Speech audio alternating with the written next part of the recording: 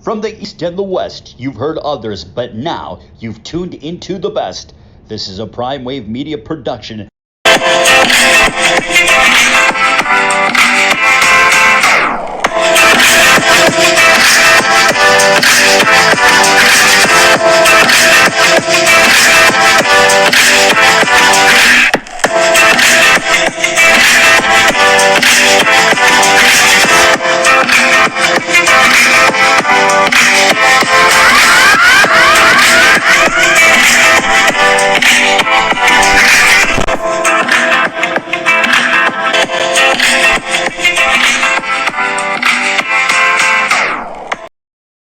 What's up, world? It's the one and only Pop Dibiase, the primetime capper. I'm feeling good. I'm feeling great. I hope you're feeling the same. And it is time for the premier sports betting show.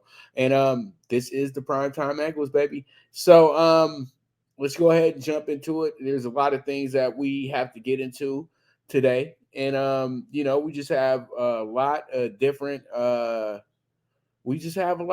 things that we can get into today, man. That's all it is. So pretty much we have a very, very good topic to start off the show with today, and that's going to be Will Justin Fields become the star that he was advertised to be with a breakout season that many are predicting? Like, it seems like every person is talking about Justin Fields and having a breakout season, and that you guys can't, overlook, his the goods that he brings to the table. He's a guy that a lot of people feel like is a run first quarterback, but in the situation that he has been dealing with, he has to be a guy that has to be a ad-libbing quarterback. So sometimes when you want to get things moving forward, you might have to do it yourself. Chicago doesn't have the type of offense. Well, they haven't had the type of offense that has been, good, has been tailor-made for Fields to be successful. It felt like Nagy kind of just threw him out there with no plan, and it just didn't work. And then he comes back around the next year with his new coach, Everfus, who's a offensive genius as well, too. But he's coming from, Denver? You know what I mean? And Denver wasn't a high-flying offensive team. Like, that was not ever the case. You know what I mean? Or Indianapolis, wherever he came from. So Justin Fields, second half of the season, absolutely grew up. He showed what he was capable of doing and why he was such a highly touted player in high school, college, and getting drafted into the NFL.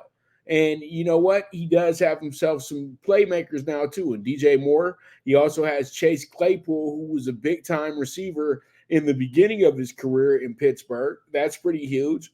And then he has Kimmett, who's one of the top 10 tight ends in the NFL. And then, you know what? They also have somewhat of a running game back there by committee as well. Even though they did lose Montgomery, they still got some guys back there that can tote that rock as well, too. So there's a lot of things working out for the Bears offensive-wise, but we all know that the Bears will be more confident with a very, very potent defense. And that's what I feel will elevate the Bears as a total unit.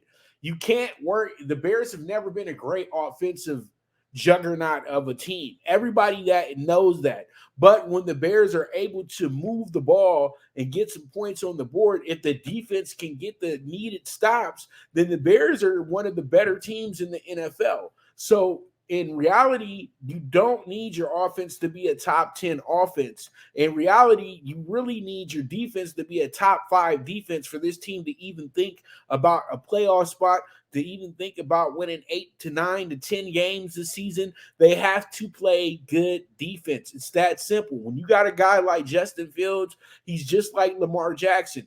He's only going to be as good as the total unit. So if the total unit can step up and play better football as a total unit, then the Bears will be a better team. You can't put everything on your quarterback. He doesn't play defense as well, too. And Justin Fields tried his absolute best to keep this team in games or keep them just playing hard and trying and being physical. I know a lot of people were quarterback coaches and everything when it came to Justin Fields. But I saw a lot of drop passes myself as well too.